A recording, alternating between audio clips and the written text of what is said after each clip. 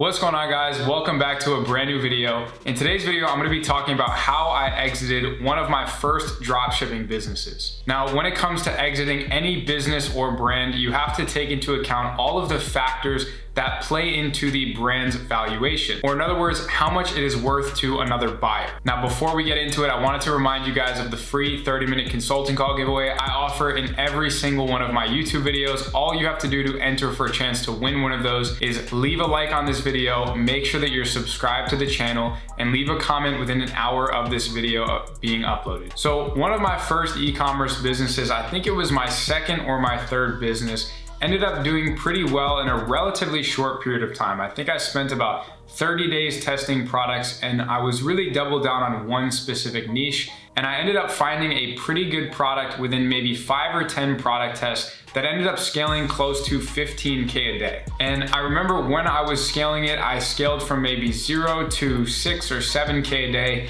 in about 2 weeks, and then I scaled it beyond that in the following month and ended up doing about $250,000 in just 1 month at its peak. Now, traditionally with most e-commerce businesses, you test a bunch of products, you find 1 or 2 or maybe even 3 that are doing well, and then you scale it up as high as you possibly can until those products quote unquote die out or the market gets too saturated. Now, when it comes to exiting businesses, the likelihood of you being able to exit a brand that has a product that is accessible to any other person in the world to sell through social media is honestly a lot lower than if you were to sell something like a proprietary software company or a real estate business that had multiple properties under management, because that's something that other people don't necessarily have access to. And so it's more exclusive, it's a little bit harder to compete with, and from a brand valuation perspective, it has more value. So how did I go about selling a business that really only sold profitably for about 60 days, end up selling it? So number one, I got a little bit lucky. I'm not gonna lie, when it comes to selling businesses, especially in the e-commerce and dropshipping industry,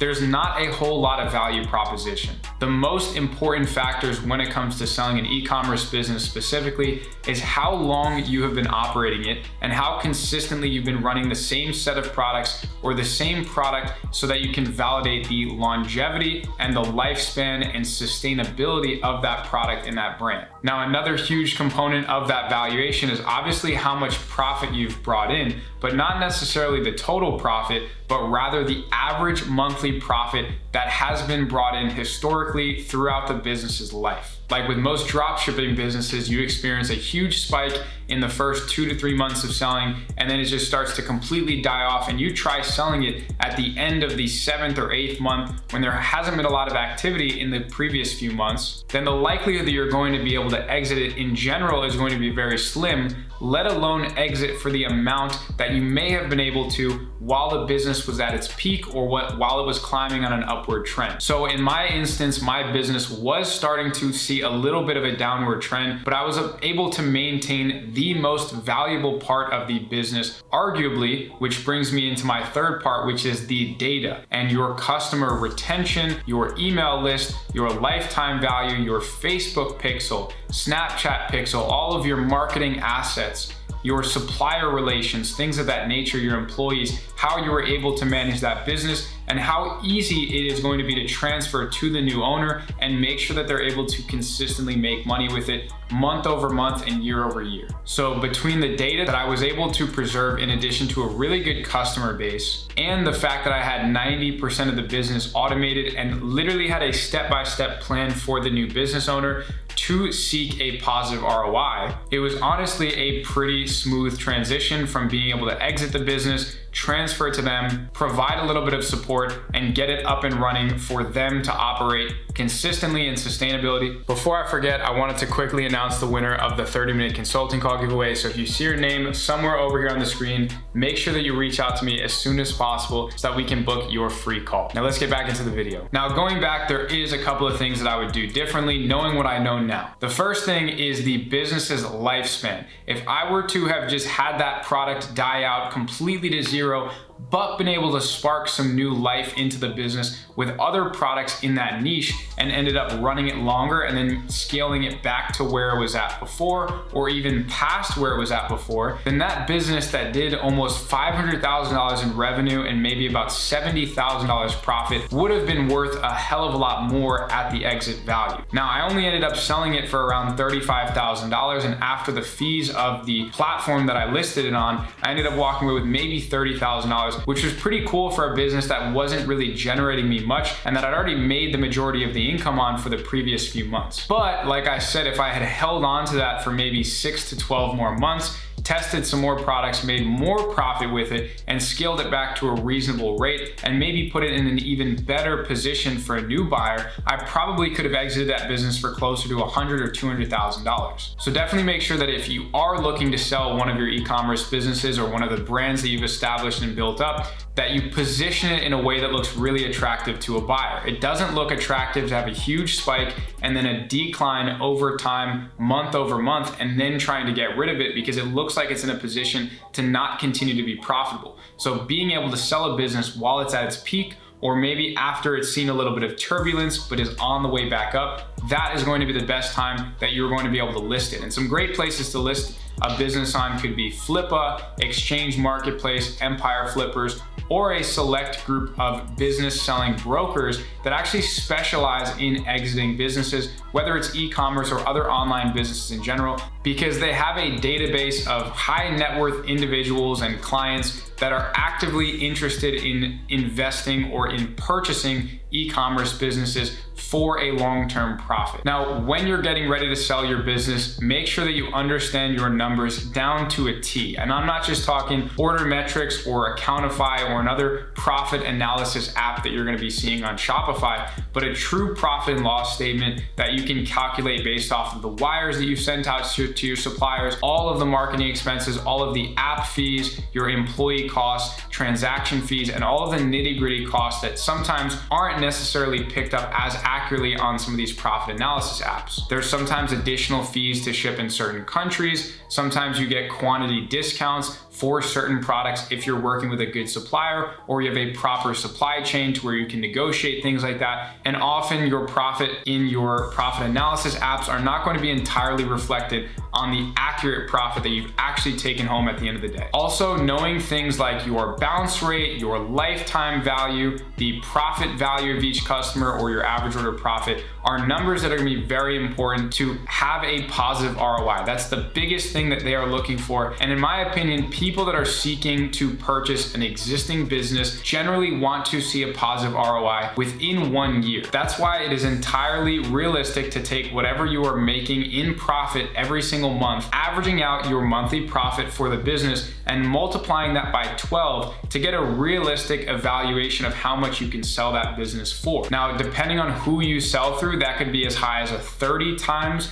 average monthly profit multiplier, or if you want to get rid of it really quickly and you're not really too concerned about how much you make off of it, you just want to make a quick buck, you could value it closer to that 1 to 5 times average monthly profit rate if you want to just get rid of it in the next 30 days. So back to that other business that I personally sold, it had really been operating for a majority of mainly 3 months. And in that 3 months, if you take that 70 grand and divide it by 3, you're looking at maybe 23, 24,000 a month. And I ended up selling it for about 1.5 times the average monthly profit if you look at it from that perspective. And I ended up selling it within 30 days of listing it, which was a pretty seamless and effortless process. And I didn't think that there was much more potential for me to run it, and there might have been more opportunity for someone more experienced or who was willing to invest more money into different areas of the business to be able to prosper or to learn or whatever it is that they wanted to do with that business. So looking back, it's not something that I necessarily regret, but knowing what I know now and being able to build that up further and having a business that has lasted longer,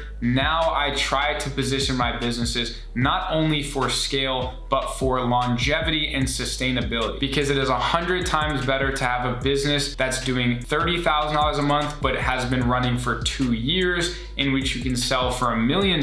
than a business that maintains $100,000 a month for 3 months and that has no value at the end of it because you weren't thinking long-term and and you weren't thinking about the sustainability of the business and in positioning it to be easily acquired by someone else who's looking to purchase businesses. So throughout this whole experience, what I want you to really take away and understand and learn from is that you are going to have to definitely negotiate with people that put in offers and have a lot of people who are wasting your time because they see the numbers, but they don't understand the business behind it, because with certain platforms, you need to sign NDAs, you need to maybe put up private listings because you don't want your business to be out there in the open for other people to try to take the idea or take the product and be able to reverse engineer and run themselves. And so you're gonna have a lot of people that are wasting your time that you need to understand how to kind of filter through and only put your time and attention in communicating with the ones that appear to be highest qualified and have the most interest. Working with a business broker is definitely gonna be a shortcut in being able to only communicate with high qualified buyers. And usually you will be able to get a higher amount than if you were to just list it on something like Exchange or Flippa or a business that has a much low barrier of entry in accessing that database of businesses. And always make sure that you position your business in a way to where it can last long term. It can run relatively sustainably. You have enough marketing platforms to diversify the risk of your assets being taken from you by Facebook, let's say, if a profile or a business manager goes down, and just overall to increase your brand valuation, because the more followers you have on social media, the more people you have on your email list, the higher your customer return rate is, and the more data that you have under your belt when it comes to the marketing assets, such as the Facebook pixel, Snapchat pixel, TikTok pixel, Google tag, and things of that nature are going to be so